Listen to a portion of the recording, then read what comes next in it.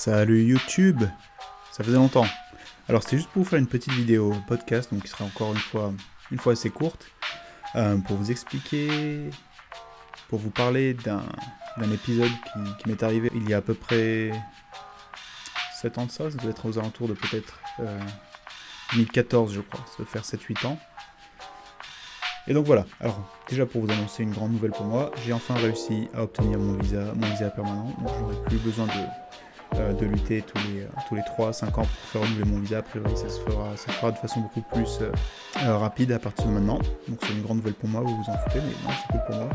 Donc mine de rien, comme se faire préparer les papiers pour le renouvellement de visa, se rendre à l'immigration, faire la queue, revenir, payer un timbre fiscal et tout le tralala, c'est une petite galère a priori, donc je n'aurais plus à m'affranchir, je suis assez content. Ouais. Donc je voulais en profiter pour vous raconter donc, cette histoire qui m'est arrivée, comme je vous disais, ça doit être été 2014 à peu près, où j'ai été immigré clandestin au Japon. Alors qu'est-ce qui s'est passé ?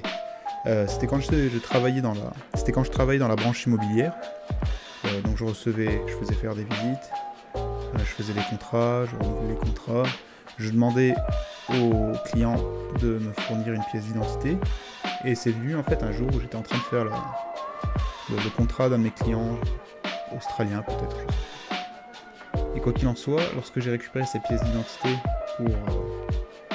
pour m'assurer qu'il avait un visa valide, je me suis dit bah tiens, en fait mon visa il est valide jusqu'à quand ?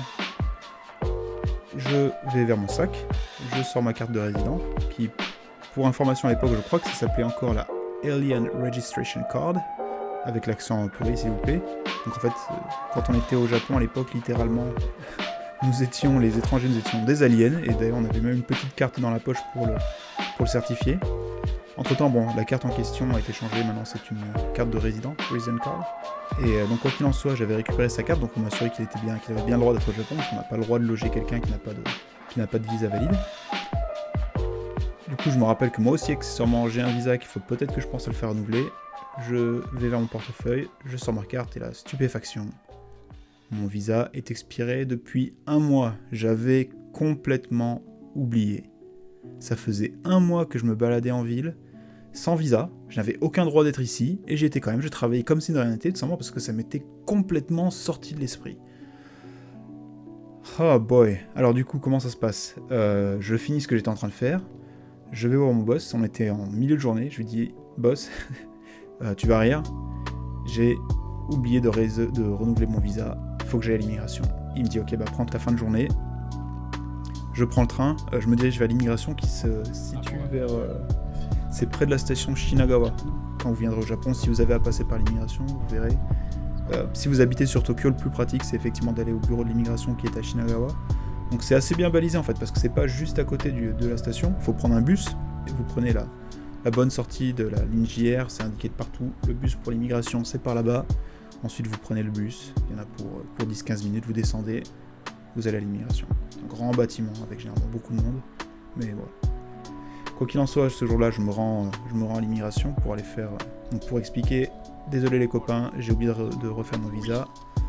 Puis là donc les personnes au guichet me disent qu'il faut que j'aille d'abord dans ma ville, donc à la mairie de la ville où j'habite, donc à ce moment-là j'habitais à Yokohama, donc il faut que j'aille à la mairie donc, de l'arrondissement en question, je crois que c'était l'arrondissement de Nishi, donc je me suis rendu à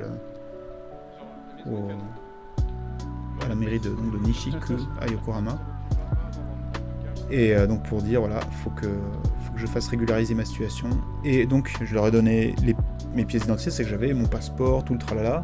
Et il se trouve que quand j'étais au guichet, la personne que j'avais en face de moi, en fait, avait son écran qui était pas parallèle en fait à la table, ce qui fait que en regardant, je pouvais voir plus ou moins ce qui avait marqué sur l'écran. Et quand elle a rentré mon nom et que l'écran s'affichait, c'était tout barré en rouge de tous les côtés. Donc en gros, j'ai pas regardé en détail, mais a priori c'était voilà, ce mec-là il a rien à faire là. Et quoi qu'il en soit, j'ai récupéré les papiers. Le lendemain, vu que je pouvais plus retourner à l'immigration qui est à Tokyo, j'avais plus le temps. Donc le lendemain, j'ai posé un jour de congé, ou c'était peut-être même un mardi. Du coup, ça fait que j'étais off le mercredi. Je crois que je suis allé le jour le lendemain, sans poser le jour en fait. La chance a fait que c'était un mardi. Et donc le lendemain, je suis retourné à l'immigration. J'ai donné les papiers qu'il fallait. ils ont pris 2 semaines, je crois. Donc ils m'ont donné un petit papier pour certifier que donc là j'étais en train de réguler ma situation. Donc si je me faisais arrêter dans la rue avec un contrôle d'identité, j'étais pas embêté. Mais ils ont quand même pris 2 semaines de bonnes semaines pour étudier mon cas. 2 semaines plus tard, ils m'ont reconvoqué, donc ils m'ont demandé de revenir à l'immigration. Je suis retourné à l'immigration, évidemment. Et là, normalement, où j'avais droit à un visa de 5 ans, en fait, ils m'ont dit, bah attendez, on va voir comment ça se passe avec vous, on va vous donner un visa de 1 an. Voilà, et revenez dans 1 an. Et donc voilà, en gros, plus ou moins fin de l'histoire, c'est fini comme ça. Pas de problème. J'ai eu un petit peu chaud aux miquettes, très clairement, parce que si je m'étais fait contrôler dans la rue alors que je n'avais pas de visa, j'étais chocolat, comme vous pouvez vous en douter. Finalement, ça s'est bien passé, ils ont vu que j'étais de bonne foi, que j'avais simplement oublié, je pense que ça a dû jouer. Et du coup, ils m'ont régularisé là-dessus, avec quand même la petite punition de ne pas pouvoir obtenir un visa de 5 ans, mais un visa de 1 an, qui a fait que j'ai dû retourner à l'immigration encore 1 an après. Et tant qu'on est sur les contrôles, les contrôles d'identité, alors faut savoir que ça arrive pas souvent en fait. Ça m'est arrivé la première fois, je venais tout juste d'arriver au Japon, ça devait faire peut-être 1 ou 2 semaines que j'étais arrivé au Japon. C'était un soir, je me promenais à Roppongi avec un collègue, un copain qui était à moitié japonais, à moitié israélien, qui au faciès faisait quand même assez étranger quand même. Et en fait, tous les deux, on est sortis du train, on est sortis de la station, puis là, un policier qui nous a dit « papier d'identité, s'il vous plaît ». Ok, why not? Donc on a présenté nos papiers, lui il a présenté son passeport japonais du coup. Et ensuite, ça ne m'est pas arrivé pendant des années, peut-être pendant 4 ans, je crois, j'ai pas dû me faire contrôler une fois. Et dans la même semaine, je me suis fait contrôler 2 fois. Dont la deuxième fois en présence d'un client, donc ça la fout quand même un peu mal. Mais quoi qu'il en soit, voilà. Donc pour dire que ça arrive pas souvent, mais dans tous les cas, mieux vaut sortir avec ses papiers au Japon quand même. Quand on sait la sévérité du système judiciaire ici, quand je m'absente même juste pour faire 300 mètres, 500 mètres, 1 km, pour aller au combini d'à côté, pour aller à la salle de sport, je prends toujours mon portefeuille avec mes papiers et ma carte de résident pour être sûr d'être clear. Donc voilà, c'était la petite conclusion. Donc non, pas encore, j'avais autre chose à vous dire. Donc là, comme je vous l'ai dit en tout début de vidéo, j'ai réussi enfin à obtenir mon visa permanent. Il se trouve qu'en fait, en étudiant un petit peu le truc, ça faisait longtemps que j'étais éligible, que je pouvais faire la demande en fait pour le visa permanent. Je ne l'avais simplement pas fait parce que j'y pensais pas, parce qu'en fait, j'étais dans cette optique-là. Je me disais que vu qu'à chaque fois je fais renouveler mon visa, je me suis dit que quand je serai éligible, en fait, ils vont me dire c'est bon, le prochain c'est forever en fait. Non, pas du tout, vous n'y êtes pas. Il faut faire soi-même la demande en fait, parce que si je continuais à renouveler mon visa en permanence, renouveler, là j'étais parti pour encore 5 ans, puis 5 ans, puis 5 ans, puis 5 ans, jusqu'à ce que mort s'en suive quoi. Donc si vous venez au Japon, que a priori vous avez passé un certain temps, vous n'avez pas de casier judiciaire, que a priori vous êtes une personne qui est pleine de bonnes intentions, a priori vous êtes potentiellement éligible. Donc regardez sur internet les prérequis pour pouvoir demander le visa permanent vont dépendre de plein de critères, mais regardez quand même les critères qui vous seront imposés, et si vous pensez que vous êtes éligible, faites la demande. À savoir que ça prend quand même pas mal de temps. Moi j'ai fait ma demande en avril, et j'ai reçu le visa, la réponse, la convocation pour revenir à l'immigration, je l'ai reçue il y a même pas une semaine. Et donc du coup, quand je m'étais présenté donc à l'immigration, donc en avril, pour pas demander une extension de visa, mais pour demander un visa permanent, ils m'ont dit le problème c'est que si on fait juste les papiers pour le visa permanent, vous aurez pas votre visa à l'heure en fait. Alors je le regarde, je me dis il reste 3 mois les copains.